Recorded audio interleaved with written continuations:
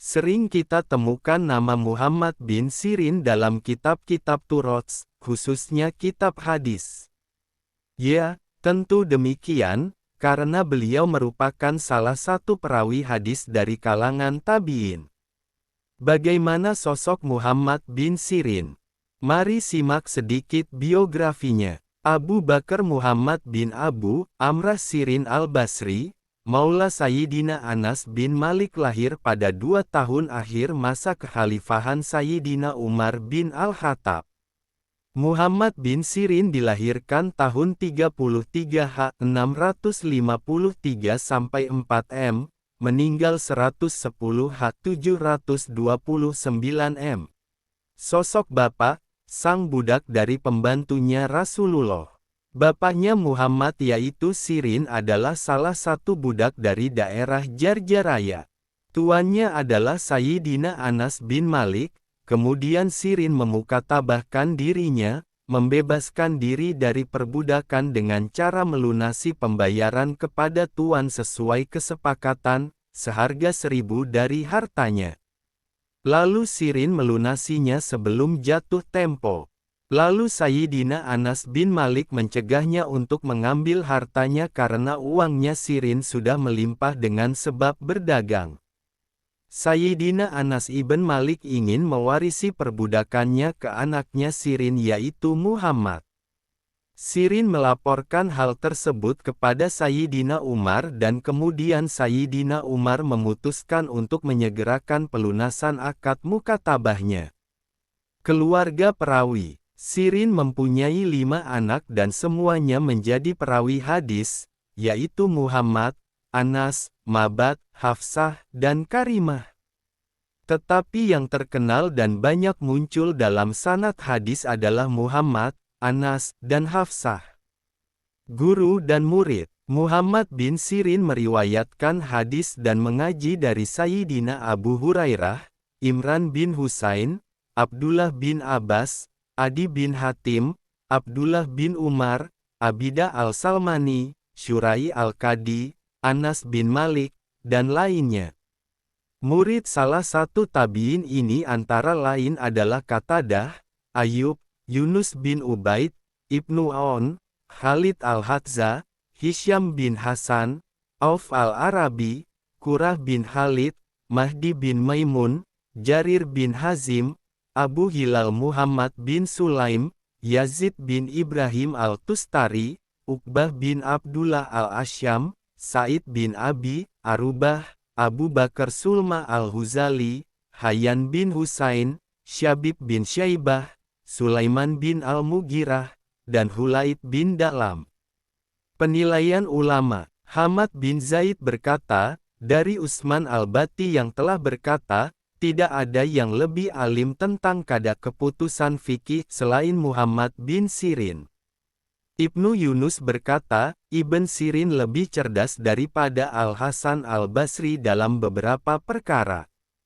Auf al-Arabi berkata, Ibn Sirin termasuk orang yang bagus dan cerdas ilmu faraid, kada keputusan hukum, dan hisab. Sependek pengetahuan kami, jika dimutlakkan penyebutan kata Ibnu Sirin atau Muhammad pada tingkatan tabi'in maka yang dimaksud adalah Muhammad bin Sirin karena masyhurnya, kealimannya, dan usianya. Beliau merupakan ahli fikih, ahli hadis dan perawi hadis, dan juga ahli takwil mimpi.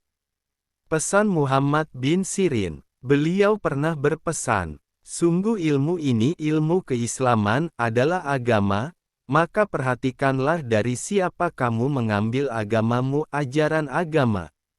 Dari perkataan di atas, intinya adalah kita harus benar dalam mencari guru, khususnya guru ngaji.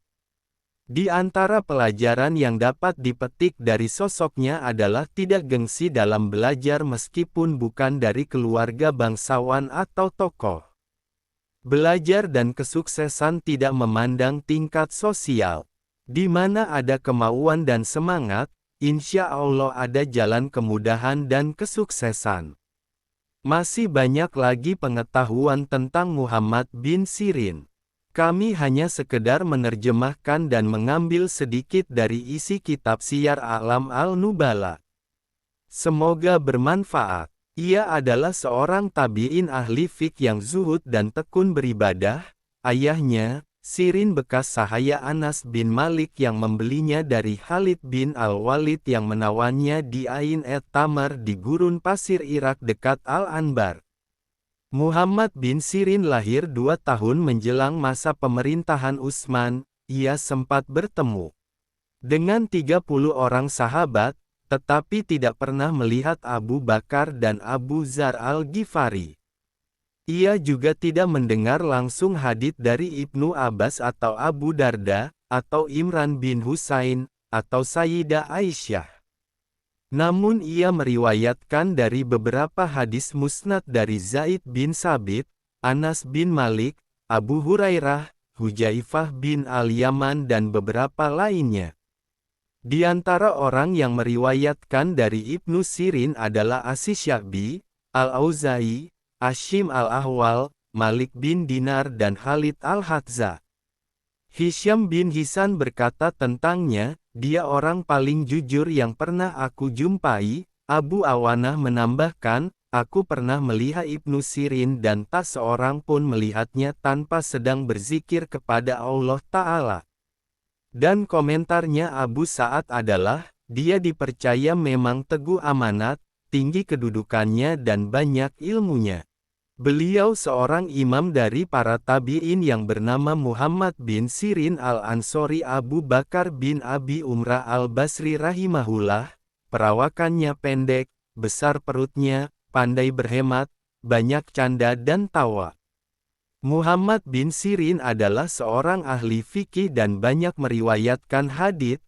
Lebih dari itu ia dikenal sebagai seorang yang wara, berusaha untuk selalu berhati-hati dalam agama, suka memuliakan tamu-tamunya, sering menunaikan salat malam dan menangis dalam solatnya serta membiasakan puasa Daud, alaihi salam. Dengan berbagai keutamaan di atas, beliau menjadi pemimpin terpercaya dan seringkali menjadi rujukan umat untuk memperoleh fatwa yang selaras dengan petunjuk Alkitab dan As-Sunnah. Beberapa sanjungan ulama terhadapnya. Dengan mengetahui berbagai komentar dan sanjungan ulama terhadap Muhammad bin Sirin rahimahullah, diharapkan kaum muslimin pada umumnya, serta generasi muda khususnya, mampu menemukan energi positif yang memacu semangat mereka untuk meneladani perjalanan hidup beliau. Bahkan dengan mempelajari biografi beliau, bisa menumbuhkan perasaan cinta kepada para imam dan ulama-ulama yang teguh menegakkan kebenaran. Muhammad bin Sa'ad rahimahullah berkata, dia adalah orang-orang yang dapat dipercaya, berpengetahuan luas, tinggi budi pekertinya, dan sangat dihormati. Di samping dia adalah seorang imam dan wara.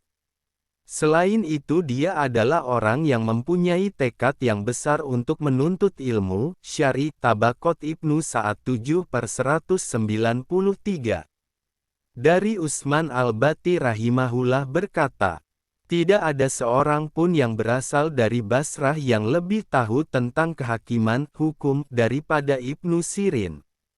Al-Khatib Al-Baghdadi rahimahullah berkata, Muhammad bin Sirin adalah seorang ulama fikih dari Basrah dan dia adalah seorang yang terkenal dengan kewaraannya di masanya. Hisyam berkata, aku belum pernah melihat seorang pun yang setegas Muhammad bin Sirin di hadapan penguasa. Siyar A'lam An-Nubala 4/613. Penafsir Mumpi. Terkadang Allah Azza wa Jalla memberikan keistimewaan dan kelebihan kepada hambanya yang soleh. Semua itu karena taufiknya.